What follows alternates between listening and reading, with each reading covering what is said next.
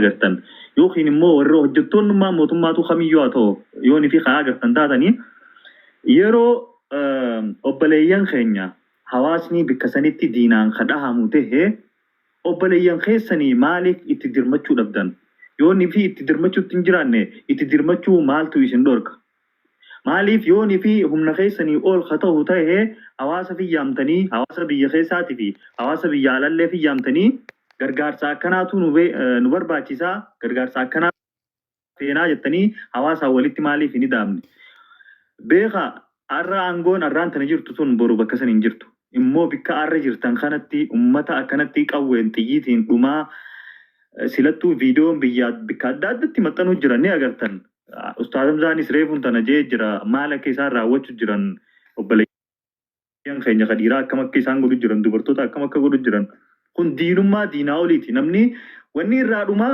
ta'e irraa maayyii lubbuu tanaa beekaa wanni mi'ooytuunis lubbuu tanaan ala wanni takka nafne isinii galee yeroon fi dubbiin lubbuu geesse halaasanii achi nafne soo dubbiin amma dubbii lubbuuti dubbii lubbuu geesse hawaasni cinaaksanii fi karaa baabbilee jiru sun haala hamaa keessa jiran please warroonni mootummaa keessa jirta waan kana ni agartanii please itti dirmadhaa hawaasa kana irraa dhaabsisaa yoo humna teessanii ol ta'e immoo hawaasni ni jira hawaasaan nutti dirmadhaa jaanii bikka takka diina firraa haa dhorkinuudhaan wanni jechuu barbaade. Silaa Oromoo fi Oromoo wal dha'u jiraatte kara gorruu dhabneetis dubbiin siyaasaa jennee walitti dhiisne immoo dubbiin akkasii miti. Dubbii nama alagaatiin Oromoon dhahamu jirtudha. Isinii galee kun waan dhimma Harargee qofaatiinis wal qabatu miti. Harargeen sabaa sablammoota Oromoo qofaa miti. Amaaraa fi Guraagee fi sabaa sablammoonni Itoophiyaa Harargee keessa hin jirre hin jiru. Sabaa sablammoota hedduu if keessatti himatti. Ibin kara naannootti illee yoo deebitan naannoon Oromiyaa keessa Harargee keessa hedduutu jira. Saniifuu waan kana akka naannoo takkaa qofarratti illee dhiisinaati. Uummata naannoo tokko qofa hin jeenaati. Oromoo guutuudha. Oromoon duraan Baalee tuqamtu Harargee iyya Harargeen tuqamtu Arsiitu iyya ammallee akkuma duraanii sanii wanni awwaddan dhorku hin jiru waan kana itti yaada nu dubbadhaa warreen sagalee ta'uu fi dandeessan akkanumatti itti fufaa warreen immoo lafa jirtan wal qabadhaatii waan kana irraa itti silattuu dabarte lubbuun dabarte waa takka godhuu hin dandeenyu. Immoo tana booda hagam takka irraa dhorkuu dandeenya maaliin irraa dhorkuu dandeenya akkamitti uummata kana diina san irraa dhorkuu dandeenya nuti yoo hawaasa kanarraa okay gargaarsaaf walitti dhufna gargaarsa kana haala kamii walitti qabuu dandeenya uummanni isaan yeroo tanatti maaltu isaan feesisa nyaata moo meeshaa diina itti firraa dhorkaniitu isaan barbaachisa moo maali kunilleen kajoo irratti qabxii ni kaastan jeeti yaadatana booda sanii bifa kamiin gargaarsi guuramaanis ni kaa gargaarsi immoo yeroo guuramu waan xixiqqoo akkana guuramu miti waan guddaadha gaan akka fayyatti waan guddaa abbootii qabeenyaatii fi namni hundi irratti hirmaachuu qabu kun waan dhimma siyaasaatii miti kun inuma dhimma siyaasaa silaa dhimma siyaasaa ta'e wallaahi anas gubbatti hin boofu asii miti asiin naqalta malee gubbaa been dubbaddoon dhimma siyaasaa nallee hin galchu kun dhimma hawaasa dhumuu jiruuti lubbuudha obboleeyyan keenya ayyoo teenya abbaa keenyaa dhumu jira kun immoo dirqama yoo nan dubbanne ayyoon teenya achi dhumuu anas gubbaa laayivii seenee qoflee taphadde maaliif nan ilma hawaasaatiif ifin jechuu hin danda'u diinni hawaasa sanii asiin an qofaluun leen anilleen diina isaaniitiin taagama tokkoon deebi'ee saniifuu hawaasni yeroo quuqama akkanaa quuqame deebitanii dubbachuun waan gaarii obboleeyyan kiyya warreen dhimma kanarratti ispeeshaalii dhimmamuu turtan viidiyoolee numaan harka ijoolleeni asumaanuu isin galatoofachuu barbaada waan kana kara fedheenuu haa ta'u akkana dhimmamtanii dhimma hawaasa keessaniitiif dubbachuun keessan haala waan guddaadha waan ittiin boonuu qabdani waanni akkana waan ittiin seenaa keessatti illee gaafa guddattanillee viidiyoon waan isiniif taa'u waan seenaa guddaadha hojjettanii galatoomaadha waan kana immoo irratti xiyyeeffadhaa abbootii ispeeshaalii abbootii qabeenyaatiif kun hundi keessa seenuu qaban dhimma hawaasaa firraa ittisuu qabna roorroon ni gahaa kalaas kanaa ol hagayoom roorrifamnaa ani kanan jechuu barbaadaa galatooma ulfadha carraa nama biraatti kanna. Carraa tartiibaan fudhachaa deemuu jala kallattiidhaan kara pooyintii irra jiru seennu Hamzaa kiyya. Yes kara pooyintiitti ni seenna waa takkaan uummata keenya kanatti dhaammachuudha. Uummatoo dhiifamallee naa godha. Wayin isinitti mee qalbiin na dhageeffadhaa obboleeyyan nama kumaa fi dhibba takkaa taa'ee na laalu jira. Obboleessanii qabdaame eenaan jee mee obboleessa kee yoo cidhaanii fi meeshaa irraa muran imaajin godhi waan biraa dhiisime wallahi viidiyoon teelegiraamaan walii ergamaa jirtu asirra baasuun taatu malee silaa asirra baafne arra ciiftee raftu wallahi gachiiftee numa raftu har'aati osoo viidiyoo sana asirra baafne tiiktookuun fudhatu duraan durse sii galee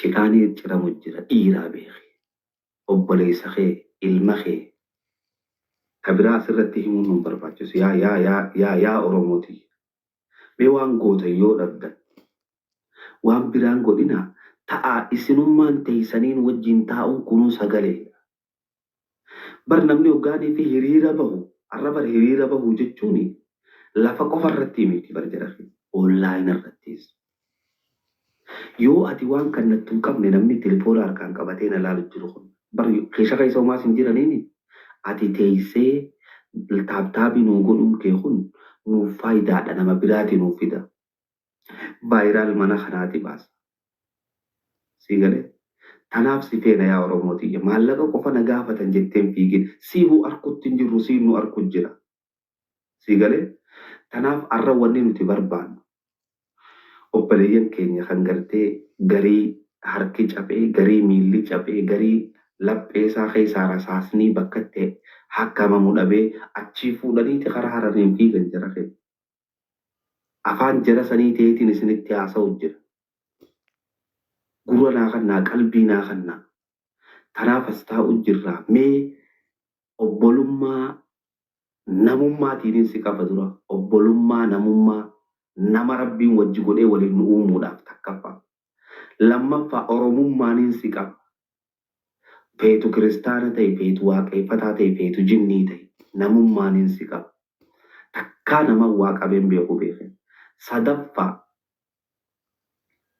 sabaaniin si qaba biyyaaniin si qaba islaamummaaniin si qaba hadaraa yoo waan gootu dhabde nu jalaa baatee bakka biraan dhaqe taaptaap nuu godhi ijoollee asirra teessu tana yoo ilillii qabaatte obboleeyyan kee kanarratti ol daddarbe taaptaap mana kana godhi tanaan isin gaafanna Proogiraama keenya daqiiqaa 25 irratti ni eegalla daqiiqaa 5 qofa qabna daqiiqaa 5 kana keessatti yaada nama tokko lamarraa fuuneeti namu daqiiqaa 2 fudhatee akkasitti kara proogiraamaa deema yaa obboleessa kiyya waan kannitullee yoo dhabde dhiiraatu jira irraa wallaahi niin beeka dhiira rabbiitu taa'ee na laalu jira ta sarpiraayis ummata kana godhuu teessu fuunaan jaa ta ol baatee mudhii isin kutuu teessu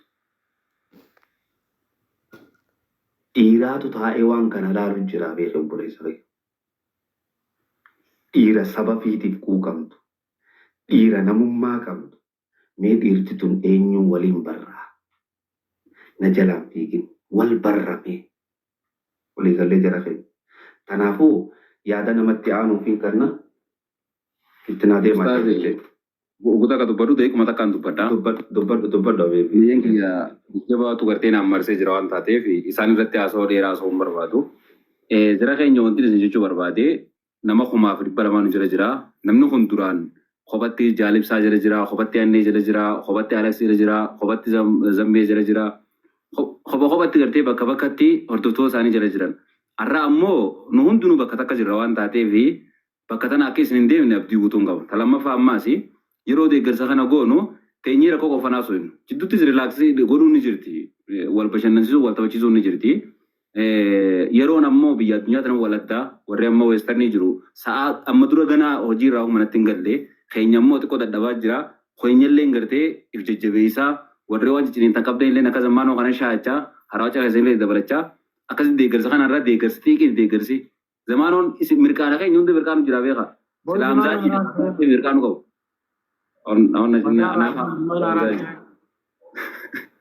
Nafaan dubbata yaarsa dadhaabatu.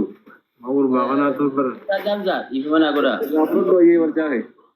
yee Gaaffiya. Ijoollee miidiyaa hawaasaa irratti kama feesbuukiitiin haa ta'u tiiktookiitiin dhalattoonni ba'aa Oromiyaa keessumaa afran qalloo warri ta'an baay'eetu jiru. Dhimmi irra jiramu kun dhimma lubbuu namaati. Jiraachuuf jiraachuu dhabuuti. Hawaasa yoo laayivii irra jiraatan laayivii cufanii akka dhufan.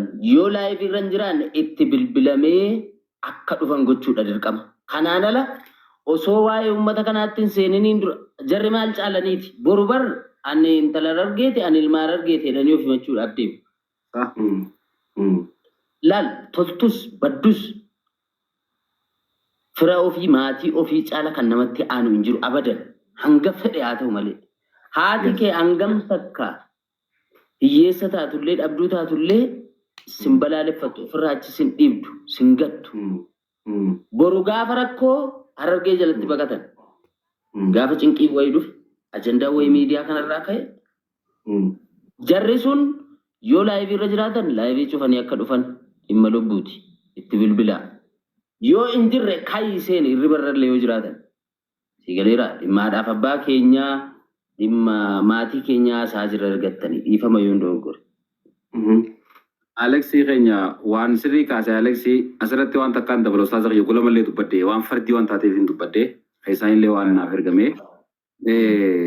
Duraan duraati ijoolleen teenya tagastii bantee jirtu yoo jiraatte dhimmoo fedhe irrattoo dhaqaatiiti akka gamana dhufan. Ifin yoo carraa biraa hin qabaanne asuma jala ta'anii gartee dabareedhaan ol seenaa ol jalaa gabbu'aa deemne arra bareeda.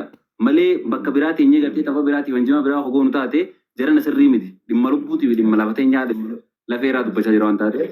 Nama hunda dhaqaa komantii jalatti barreessaa mana cufsiisaa fida. Takkatan. Kalamada ammoo hoggaa deeggartichi seenne gartee xiqqoo irraa wanti gama baankiitiin illee wanti jiru ni jirti. Alex illee quba qabaachuu mala biyya keessa jira waan taateef daddabarsa maallaqaa irratti gartee irra siistama abdeettee jiransaa hanga halkan sa'a sagaliitti jedhan garuu hin beekne akkam akka turu moobaayil baankingiidhaa fi siistamoonni maallaqa ta'ee ergan kun irra hin dalagu. Guyyaa sa'a sagal booda jechuun hanga ammaatti sanirratti illee gartee namni infoormeeshina qabu yoo jiraate nuufan tokkodha. Yookaan immoo akka goonu nama tokkicha dubbate. Ebiriin ifan waa godhu waan baankii kana ebiriin as gubbaa taa'ee mataa maru jira.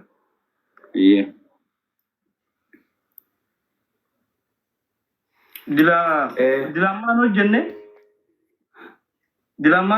hanga ganama sa'a sagalii turuu danda'a. Yookaan ganamuma dalaga. Dilamaa garuu daneen. Ifi yoo nama erge zamanoo kiyya ganamani seenaa mi? Yoo amma ergite nama seena gaa warri dabarsu maallaqa numa naqan sa'a dalagetti. Isin warri numa ergitaniiru. Yes. Garuu amma akkamiin? Qaba kiyya baadheera jaja qofa sirriitti hin kennine muwaazii yaameen jira. Muwaazii immoo nama tokko ayaamu isinis yaamaa bilbilaan. Amma beektaa? Muwaaz laayivii ture Muwaaz. Ture lakki. Namni hedduun amma ababaa erguu ture jalaa gabbuu. Mobaayila waan fayyadamu. Azzala jira. Irraa dalagi bareedaadha. Abdeetaa anaa dura gabbu'a. Laal akki goonu eegaa naaf isaa jala keenya. Akki goonu akkasumatti obsaa waan ni goonu na dhageeffadhaa. Namni dhufe hundi Nasraanis as jala jirti namu as jala jira arkuttiin jira galatoomaa jala keenya. Ulfaadhaa hadaraa waan amma gartee Alex jee san irra naa dalaga hadaraa. Boru gartee nuti harargeedha jedhanii lallabuu manna arra osoo obboleessa isaanii cidhaan ciramaa jiru waliigallee yoo gastii banatanii ta'a. Laan nuti hin komannu jara keenya. Nuti hin banneef TikTok kana. Mee wanta kana isinii maa dhageeffadhaa. Nuti TikTok isaanii hin banne. Fuloora kana nuti isaanii hin finne. Yoo ammoo khayriitti dalagachuu fadhan ummata isaaniitiif dhufanii haa dhaabbatanii jechuun jira malee dirquutti hin jiru. Obboleeyyan keenya yoo jaalatan haa ta'anii yoo ammoo gartee dubbiin tun isaan yaachifte haa dhufanii hanga ilmaan isaanii. Hamzaa kiyya dhiifama ni dirqina. Fooloo ha godhe. Ani namni ni dirquu danda'u zamanoo dirqii ni yaame dhageeffadhu zamanoo ani koottuun jeen ati koottuun siin jeesit dawwalee sii galee. Obboleeyyan keenya annee dirqii yaamne nuu dhufe nama dirquu dandeenyu nama nu dhaga'u. Hundani dirqina maaliif beektaa? Fooloo kanaa'uu namni fooloo nu godhu jiru hawaasa keenya kana zamanoo reefu tuqee jira. Hawaasa keenyaaf if duuba deebinee waan hin goone hin qabnu waa hunda taanaaf hawaasa keenya. Gaafa hawaasni miidhame zim je'ee namni hundi liffaadhee yookaan akka nama dhimma siyaasaatti oofu yookaan waa hunda fuudhee gara biraa galchee ifii jalaa miliquu nu hin danda'u. Gaafa namni tokko waan kana godhe maaliif godhu jira jee dura xiinxalee Hamzaa Jajjaafir kun maal godhu jira jee caljee laalee yoo dhimma hawaasaa ta'e dhufee itti seenu. yommuu wanni kun waan siyaasaa ta'e annan galtu jee akkuma reefu abdeen jee keessaa bee deemu waa hunda gizii ayyoo teenya mudhiin citu jiru fuutee siyaasatti hin galchina deero nama siyaasaa oofusanu kottu ayyoo teenya sagalee tayya'uu ni danda'i. Kanaaf. Thank you. Galatoome wallahi. Akkas ijoollee teenya pirogiraama keenya ammatti fufnaa yoo rabbi jedheen obboleeyyan keenya kaas jiru jalaa suutaan gabbuunee wal deebisaa. Nasraafaa oloo onna gudi. Tole ammoo nu warri gabbuu isinurraan deeminaa hadara. Eessatti deemnu ustaaz eessatti deemnu. Laala ni biyya tana keessan beeku jara keenya dhageeffadhaa. Itti dhaateeftan bu'ee maqsa kiyya dhiifamu. Deema harawaa canaa bu'aa jeetiin harawaa cabuusifadhee yoo mugillee irra jimaa laakeetiin dhugajee asirra taa'u jedhe. Wallaa waan biraa takkan godhu sii galee. Warri admiina qabdan akkasitti nama nu ol naqaa galatoomaa. Amma Nasraa ol baasa anas jala isinii ta'a. Dubri nu keessa waan ni haa godhu ni jira akka ibsaa gabbu. Lakki dubri tattaa'uu qaba dubri keenya tattaa'uu qaba. Dubri kun beekaa waa hedduu. Muaz. Nama tokko galchaayee bootaan ni jirti nama tokko. Wanti Muaz faa jalaa bu'aan dubbadhee xiqqoo. Dubbadhu waan kiyya kottu. Tarta kaannee naa dubbatu Muaz kiyya naa obsi. Okay? Anna itti deemu. Assalamu alaikum.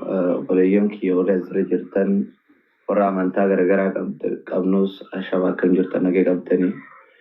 Wallaahi reefu yeroo dubbattanii mana cufii hoottu yeroo jettan dhimma kanarratti hedduu malee haasa'uus barbaadeetiin ture guyyaa kana hedduu malee qalbii na cabsaa ture akkaan beekutti namni keenya daangaa irratti akka malee miidhamaa jira. Daandiin itti galee haati Oromoo sababa Oromoo taatee fi sababa qeesii keessatti jiraachuu dadhabdee akka hospitaala dhaquu dadhabdee daandii irra deemuu dadhabdee xiyyiitiin itti banamaa jira.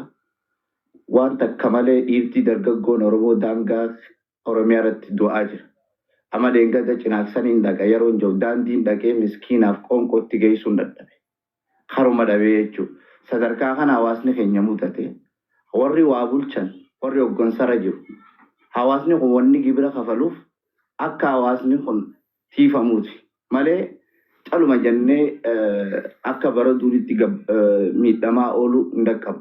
Hawaasni wanni maallaqa kafaluu jiruuf akka eegumsa lubbuu teenya tiisaniif malee akka nu ajjeesaniif diinni dhufee daangaa keenya irratti caffaruuf miti. Hawaasni cinaaksan yeroo dheeraadhaaf daangaa Oromiyaa mara hawaasni kun yeroo hedduu gibira kafalee mootummaa kanaaf poolisiif illee namni miindaa kafaluu jiru hawaasa kana. Ammatti warri biyya keessa jiru feemasa ifin mataa kiyyarraa qabe callisuun qabnu ol baanee haadha teenya tan dhiiga booyaa jirtu haadha teenya tan imimmaan ija keessaa dhiigaa boo'u jira obboleeyyan kiyya qaamni gogee imimmaan dhabameeti ija keessaa dhiiga boo'u jirtu haadha Oromoo. Callisuun qabnu warri poolisii birrii isin nyaachaa jirtan kun birriin damoosni isin kafalaa jiru hawaasa kana kaarra daangaa irratti tumamaa jiru. Warri cinaaksan karaa itti sosso'uun qabu. Warri daangaa hunda ni arga. Biyya keessa jira haala itti ni gargaaroo jenneen haala itti sossoonus hin jiru. Xiyyiitiin jalaa gubbaatti socho'a. Waan kana waggaa dubbachuu osoo hin taane takkarraa hanga dhumatti itti qabseenee itti ciniinfannee fiixaan ga'uu qabna. If duuba deebi'uu hin qabnu. Nuti kanaan haati Oromoo tana boo'uu hin qabdu ilmi Oromoo tokko Oromiyaa keessa du'uu hin qabu daangaa irra du'uu hin qabu hutannoodhaan osoo if duuba hin deebiin sodaa takka malee daangaa keenya kabachiisiifne. Haadha Oromoo akka isin hin miidhamne akka isin hin boonye godhuu qabna.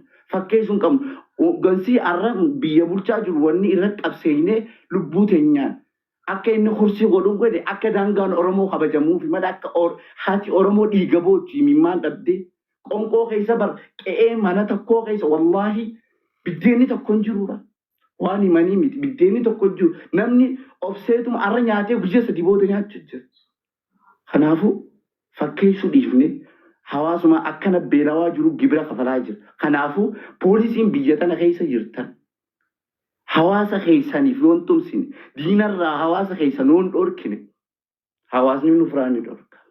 Akka kaleessa jijjiiree akka jijjiirama fide kanatti. Dadhabuu keessan nutti hima abba feene firaanii dhoorge. Kaleessaas warra lolaa ture akka itti lolan jaarraa abbaa gadaa fi qabsaa'onni nu garsiisan waan haaree barruu miti diina firaa dhorkuu ni beeku. Kana Hamza. Thank you Galatomi Anneki Yol Abo warri maakii jettamee maakiitti illee isheen nu godha. Assalamu alaikum warahmatullahi wabarakatuh. Yeroo takka daqiiqaa tokko naaf kennaa. Daqiiqaa tokko fa. Assalamu warahmatullahi wabarakatuh. Obboleeyyan dura mana kana warri as jala jirtan namni kumaa dhibbaa afran kuni yoo xiqqaate nama kudhan kudhan irra sheer nu godha. Yeroon har'a yeroo callifnee teenyuu miti. Dubbiin jabaattee obboleeyyan keenya qaama saalaa irraa muranii Soomaaleen lafarra hirkisaa jirti. Waan namni gartee dubbatuu miti waan lubbuurra wanni dhumareef abdii obboleessa keenya abdiin jetti wanni lubbuurra qaaliidhaan jirtu. Soomaaleen ol yaatee daangaa keenya irra qabeenya keenyaa fi obboleeyyan keenya irratti taphataa jirti.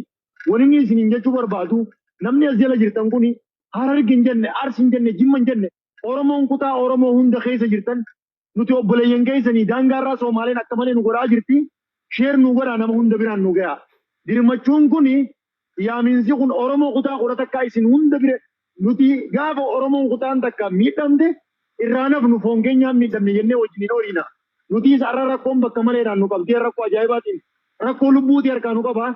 Haadha teenya daangaa irratti du'aa jira abbaa keenya du'aa jira obboleessa keessan kan Oromoo qaamni saalaa irraa muramee Soomaaleen taphatu jirti.